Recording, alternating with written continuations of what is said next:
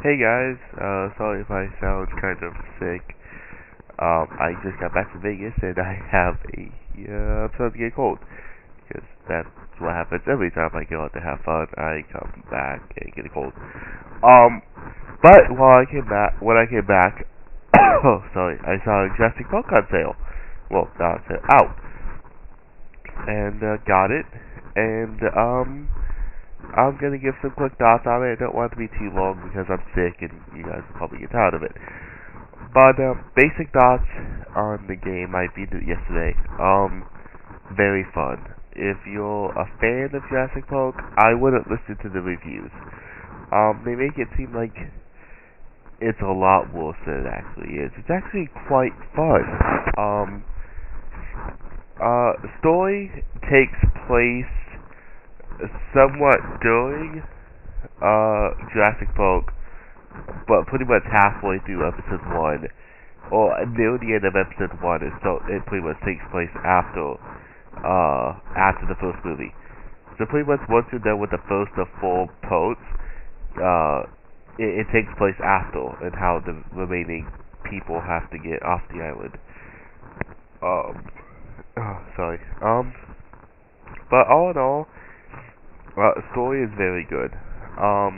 There's a lot of shout-out moments to fans, which is always good in a game based off of, a movie or a TV show or whatever. You like to see the little shout-outs to fans, like whatever happened to the Bulbasaur cans or the embryos.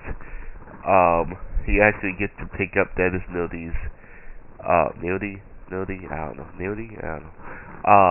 ID code if you find it, which is pretty cool. You get to see a lot of moments like that. And but fun game. There's a few problems with the game though. I mean, it feels like it was like 90% done. There's a lot of parts where the sound will pop. Like, you'll be in a cutscene and all of a sudden the game will get loud for a second.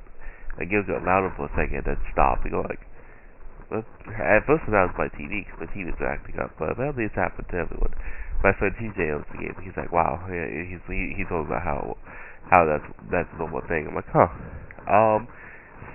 Also, the gameplay is kind of like heavy. It's kind of Telltale normally, but like puzzle-wise, it's classic Telltale point and click. Except you don't really like move your character around. You kind of hit L2 and like the areas you can go pop up, and you like kind of pick one that way. That's how you move around. But it's pretty much puzzle, like normal puzzle that way. Except you use the buttons or the analog stick instead of just clicking on them. But when action cutscenes come on, it's pretty much quick time events a la Heavy Rain. It's very Heavy Rain in moments like this. And that's a good thing. I mean, I'm a person who doesn't mind quick time events. I like quick time events a lot. But the problem with this game is it doesn't seem to have the technology to keep up and make it fluid. You'll like be halfway, like say you do a button press, like I don't want to spoil the final area, but the final area kind of has a lot of stuff going on for it. Or that Triceratops T-Rex thing that they showed off in the trailer. I'm sorry if you haven't watched the trailers. I probably should spoil a little, but there's a moment somewhere in the game where that happens. When they kind of square off, and when stuff like that happens, it kind of really gets choppy and kind of laggy.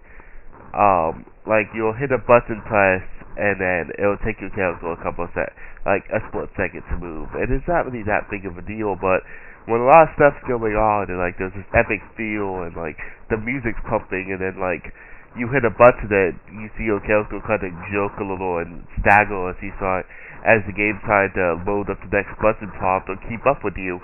It kind of takes you out of the moment a little bit. And you're like, I mean, I mean, it's nothing minor. I mean, it's just a minor complaint. Another minor complaint being when you move, like the analog stick prompts, aren't very recognizable. Like when you have to move them in an arc, like say you have to move it up and right or up and left.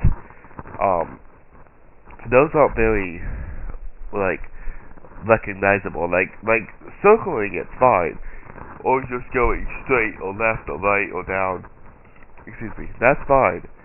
But moving it like, you know, up and left or up and right, that seems to be the problem. And it's sometimes you'll fuck up in the game, and you know you did it, but the game just didn't recognize it.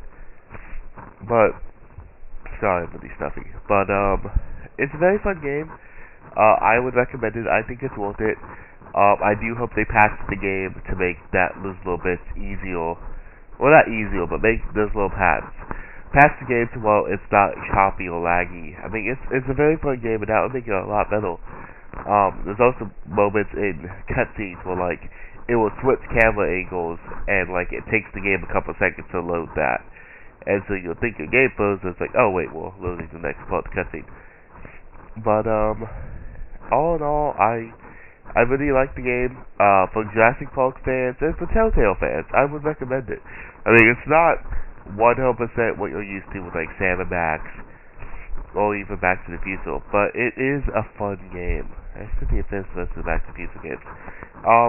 But that's pretty much what I'd give it a 9 out of 10. I would have been a good, you know, pretty much 9.5 even a 10 if they had fixed the little. It probably would have been a 10 if they had fixed the little gameplay problems. Whatever people say about like the gameplay, like because there's one part, and I saw this I think on 1UP where they said there's even one part where you're making both sides of the argument because they switch from one character to the other during the conversation. They made it seem like that was a bad thing. In a way, it kind of was cool because you could kind of not argue with yourself, but you could kind of pick what you wanted. Like you could see the choices and go, this is what that person would say.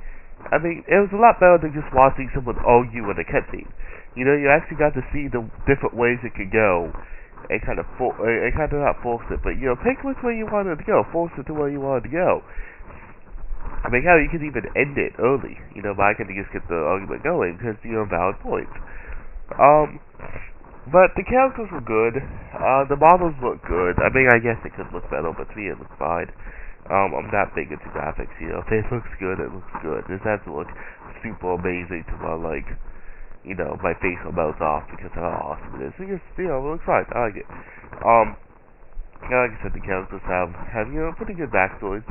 A couple parts will keep you guessing, but a couple parts you'll kind of figure out, or at least get close to figuring out. But, yeah, and I think there's a couple new dinosaurs. Actually, I think there's only one new dinosaur that they still are.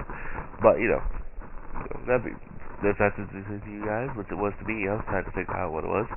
But I hope you guys enjoyed this review.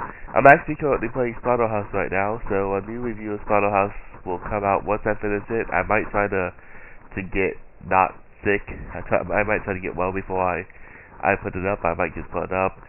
Thank you guys for continuing watching. I'm glad you guys liked them. And comment if you can, you know, if not, that's fine. And I will talk to you guys later. I hope you guys have a great day. Happy Thanksgiving, and kill some, well, nobody kill dinosaurs, nobody kill dinosaurs. There's not many dinosaurs to kill. But have fun running away from dinosaurs and listening to the amazing Jurassic Park theme. Have a great day, guys.